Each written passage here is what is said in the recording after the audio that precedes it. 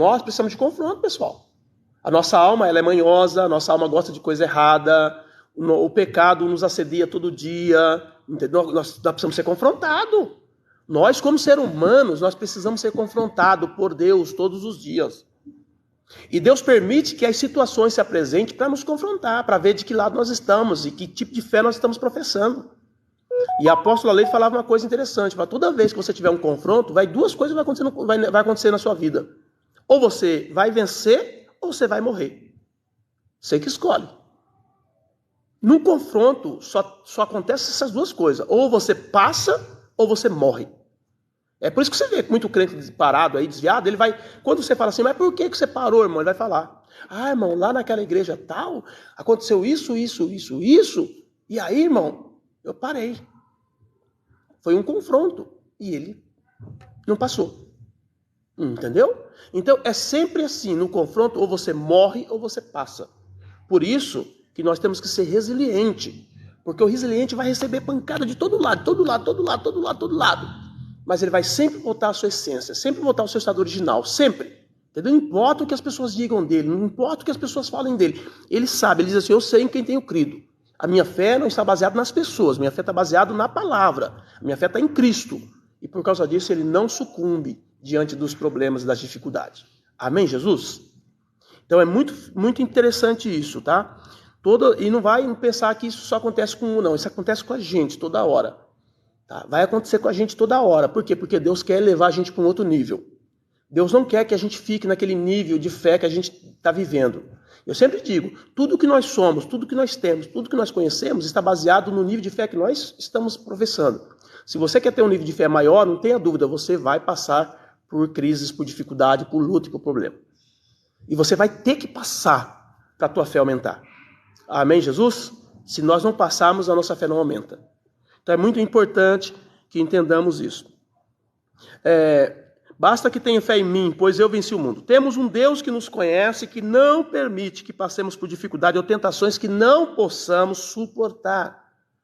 Isso é muito importante. Todas as crises que você passou, todas as guerras que nós passamos, todas as dificuldades que a gente passa, foi algo que eu posso dizer assim que foi trabalhado por Deus para o tipo de fé que você tem. Deus não permitiria uma crise, uma luta, uma dificuldade nas nossas vidas que a gente não consiga passar aquilo. Por isso que ninguém vai ter razão em dizer que ele passou por um problema tão grande que ele não conseguiu ficar firme com Deus por causa do problema. Porque seria injusto Deus colocar sobre a pessoa um problema que ela não consiga administrar, seja maior do que a fé, maior do que o poder que ela tem, maior que a capacidade que ela tem. Deus nunca vai fazer isso. Deus nunca vai permitir sobre nós um problema maior do que nós podemos carregar. É igual aqui no mundo, né? No nosso mundo. Você não colocaria um saco de cimento de 50 quilos na costa de uma criança de 10 anos de idade. Você não faz isso. Por que você não faz isso? Ele pode até ter um corpo físico, uma estrutura física melhor até do que um outro que tem 18 anos. Pode pegar os dois, colocar de lado assim e falar, poxa, mas esse moleque que tem 12 anos, ele é mais forte fisicamente do que esse que tem 18. Mas mesmo assim, o que tem 10 anos não vai pegar um saco de cimento. O que tem 18 vai, com a estrutura menor. Por quê? Porque ele já está enrijecido. Ele já foi provado, já foi comprovado, ele já foi trabalhado para aquele tipo de peso. Enquanto que aquela criança ainda está em formação estrutural. Ela não consegue carregar esse saco de cimento. Ou se ela carregar, ela pode prejudicar alguma parte no corpo dela, porque ela não está apta, não está pronta para isso. Você acha que nós, que somos homens, a gente tem essa ciência e a gente não faz isso? Aí quando eu falo, não, o meu problema é maior do que eu consigo suportar, eu estou dizendo que Deus está permitindo uma carga que eu não consigo carregar, eu estou brigando com Deus, estou dizendo, Senhor, o Senhor está permitindo uma situação muito difícil para mim. E muitos param e colocam a culpa em Deus depois, porque eles não querem lutar, porque eles não querem ser resilientes, porque eles não querem pagar o preço. Nessa hora da crise, nessa hora da dificuldade, nessa hora do problema, nessa hora do confronto, nessa hora da luta, é hora da gente chegar diante de Deus, orar e pedir força para Deus. Se eu não consigo, Deus consegue através de mim. Se eu não posso, Deus pode através de mim. Mas eu não posso jamais retroceder e dizer que o problema que eu enfrentei foi tão grande, tão grande, tão grande que me derrubou. Porque quando eu faço isso, eu estou acusando a Deus de ter permitido uma carga sobre mim, maior do que eu pudesse carregar. Olha que coisa séria, gente. Olha que coisa séria. É lógico que as pessoas não vão culpar Deus. Ela vai culpar alguém mais próximo, as pessoas que estão ligadas com ela, próxima dela. Mas indiretamente ela está culpando a Deus. Indiretamente ela está culpando. Lembra do caso de Samuel? Quando o povo chega para Samuel e pede um rei. Samuel era o juiz. Na hora ele ficou chateado, ficou triste. Falou, poxa vida, eu sou o juiz do povo está pedindo um rei. Que história é essa? E aí Samuel foi para Deus, disse, Senhor, o povo está pedindo um rei. Que coisa é essa? Poxa, eu não tenho sido um bom juiz, eu não tenho trabalhado certinho. O próprio Samuel, ele disse, pecaria eu contra Deus se eu não orasse por vocês. Tinha um amor para com o povo, liderava o povo, cuidava do povo. E o povo, não, nós não queremos mais só liderança não, Samuel, nós queremos um rei. E ele foi triste falar para Deus. E Deus falou assim, não, Samuel, fica tranquilo, não é contra você não que estão se levantando. É contra mim. Então, todo mundo que está passando por uma crise, por uma dificuldade, por uma luta, que fica culpando pessoas, diretamente são as pessoas, mas indiretamente está culpando a Deus. Ele está dizendo assim, poxa vida, Deus sabe que eu não consigo carregar essa carga, por que Ele está permitindo essa carga nas minhas costas? Por que Ele está permitindo esse problema para mim? Olha que situação, gente. Além da pessoa não passar, além dele não mostrar resiliência, ele ainda passa a ser um acusador de Deus. Dizendo que Deus é insensível, que Deus não tem amor para com ele, que Deus não se preocupa com o tipo de potencialidade que ele tem, que Deus está explorando ele no sentido de permitindo uma situação tão difícil, que Deus sabe que ele não pode aquilo ali, que ele não consegue aquilo ali, por que Deus está deixando? Entendeu, gente? A seriedade. Então, Jesus disse, tenha fé, eu venci. Tenha ânimo, eu venci. Entendeu? Quer dizer, o que isso está dizendo? Jesus está dizendo, olha, eu suportei a maior carga que um homem pode suportar na terra.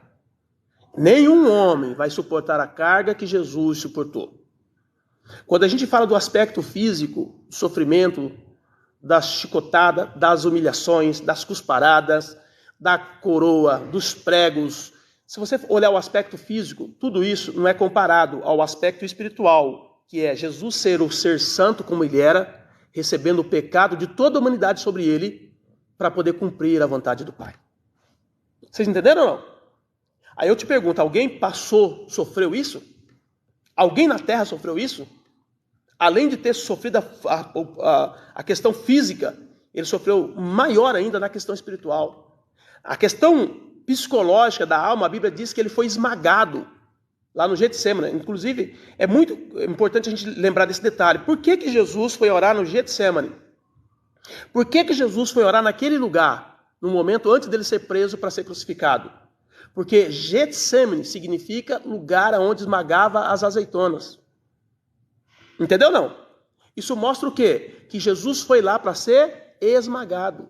A alma dele foi esmagada. Ele chegou a ponto de dizer, passa de mim esse cálice. Imagine o Senhor dos senhores querendo renunciar à missão. E ele diz, a minha alma está angustiada até a morte. O problema era sério. A dificuldade era grande. Não é esses probleminha que a gente passa aqui não, gente. Essas coisinhas que a gente passa no dia a dia não. Falta de um dinheiro, um probleminha em casa com a esposa, um probleminha com o esposo, um probleminha com o carro, com a empresa. Eu até brinco, às vezes eu falo passando assim, é prova. A Sandra fala, é prova? A Sandra fala direto, você não sabe o que é prova. Eu sei que é hábito da gente falar essas coisas, não é que, entendeu? A gente que é cristão é cheio dessas falas que a gente tem, a vício de linguagem, né? De ficar falando essas coisas que às vezes não tem nada a ver com a situação. Prova. É uma pessoa estar lá no hospital, lá 6 meses, lá, internado. Isso é prova. Entubado. Se alimentando por líquido ali, que ela nem sabe o que ela está tomando, que ela está vindo a ver, que ela não fala. Muitos estão...